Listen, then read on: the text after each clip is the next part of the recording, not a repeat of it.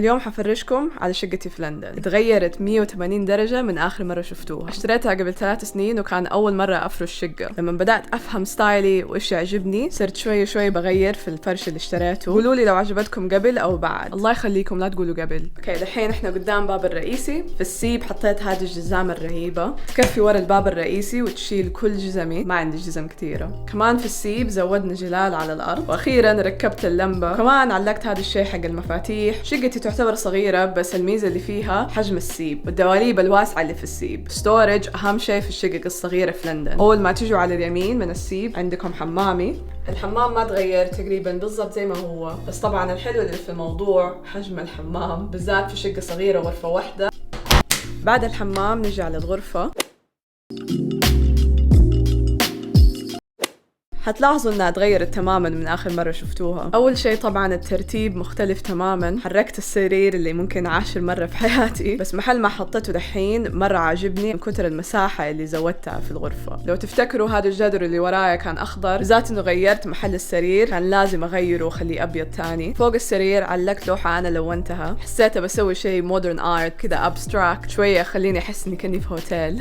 بعدين من الحاجات المفضلة اللي زودتها هذه الاباجورة. امي كانت عايشة في لبنان فترة، لما رجعت جدة شحنت كل فرشة هنا في لندن. معظمه راح لأختي بس أنا سرقت الأباجورة هذه. في زيها صغيرة فوق المكتب. قريب كمان علقت هذا الستاير. قدامي في مبنى بينبني طول اليوم في عمال برا، فاستفدت إني علقت دي الستارة. هذه الجلالة كنت ناوية أحطها في الصالة بعدين ما عجبتني، جيت برجعها بعدين جربتها في غرفة النوم مرة عجبتني. كويس إني ما رجعتها. ولو لاحظتوا كمان جبت دولاب في الغرفة. زمان كنت بحط كل ملابسي في الدولاب اللي في السيب، بعدين قررت أقسمهم. الأدراج اللي كانت موجودة في الغرفة حطيتها في الدولاب وصار دولاب الجاكيتات. فالدولاب اللي في غرفتي فيه له كل ملابسي. دولاب بسيط من ايكيا بس مرة عجبني شكله. اهم شيء انه كان رخيص عشان كان من اخر حاجات اشتريتها.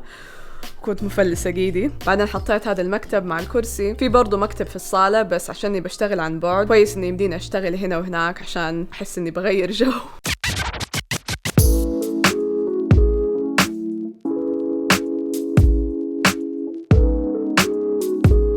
قبل كم شهر قررت أجدد بعض الحاجات في المطبخ. الصراحة في البداية بس كنت أبى أركب دشواشر، بس فجأة لقيت نفسي اشتريت مليون شيء جديد للمطبخ. جددت الكاونتر كان أول غامق كنت أبى شيء أفتح. حطيت بلاط على الجدر، وأهم شيء ركبت الدشواشر. غيرت حياتي.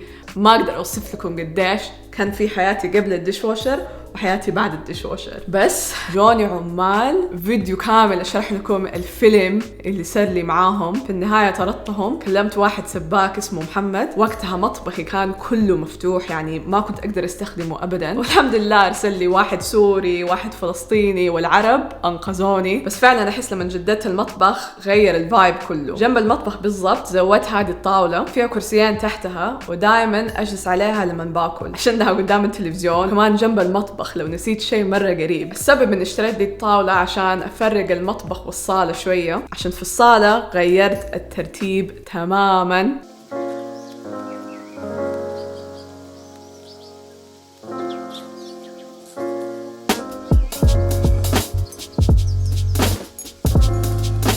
زمان كانت الكنبة هنا في الوسط. كنت متضايقة منها عشان حسيت انها بتقسم المساحة وهي كده مساحة مرة ضيقة. لقيت كابل عايشين في نفس هذا المبنى عندهم نفس ترتيب شقتي. فتحت الانستغرام حقهم. كل التغييرات في الصالة بدأت لما شفت ترتيبهم. طبعا اللي مضايقني انه في دولاب هنا فخليته ازرق غامق مع الجدر عشان يختفي. برضو بستخدمه كمخزن بس الحاجات اللي نادر نحتاجها. علقت هذه اللوحة انا لونتها كمان. بس هذه اقول لكم الصراحة قلدتها من الانترنت. شفت لوحة عجبتني وقلت بدال ما اشتريها انا اقدر الونها. كنت بدور في كل محل على جلالة ابيض واسود زي كده وما لقيتها غير طبعا في احلى موقع في الحياة اتسي. هذا ما اعلان بس دائما احب اشتري فرش من اتسي عشان يكون هاند ميد وتدعموا احد معين بدال ما تدوا فلوس لشركة كبيرة. فواحدة سوت لي هذه الجلالة بيدها. وطبعا دولاب التلفزيون زي ما هو مستحيل اغيره في كل حياتي. برضو هذا هاند ميد من اتسي. اشتريت ريكورد بلاير جديد لاسطواناتي.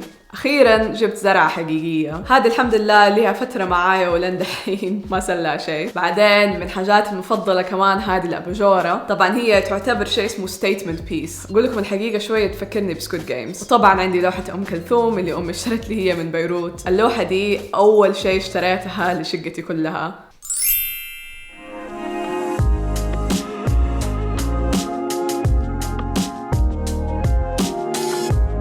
لو تفتكروا في آخر فيديو قلت لكم صفرة الأكل مرة ما كانت عجبتني، بعتها في فيسبوك ماركت بليس. بعدين الطاولة دي لقيتها في فيسبوك ماركت بليس. طبعا غيرت الكراسي، بدل ما أحط 4 حطيت 2. كانت شوية غالية، يعني كل كرسي ب150 باوند. بالنسبة لي من أجمل حاجات في هذه الغرفة. قررت أغير لون هذا الجدر، كنت أبى لون دافي يحسسني بإحساس هومي، واشتريت مكتب تاني عشان أحطه في الصالة. كنت أبى شيء صغير ورفيع عشان ما يضيق المساحة، كمان كنت أبى شيء جميل، فطبعا رجعت على اتسي. القطعة كلها هاند ميد من خشب مستخدم. طبعا أم كلثوم موجودة لين دحين مع الفرقة حقتها. عندي كمان كريستالز، ما أدري ليه مرة تعجبني وأحب أجمعها. هذه الأسطوانات الترتيب الجديد. جددت التلفزيون، اشتريت سمارت تي في سامسونج، واشتريت هذه السماعة حقت سونوس.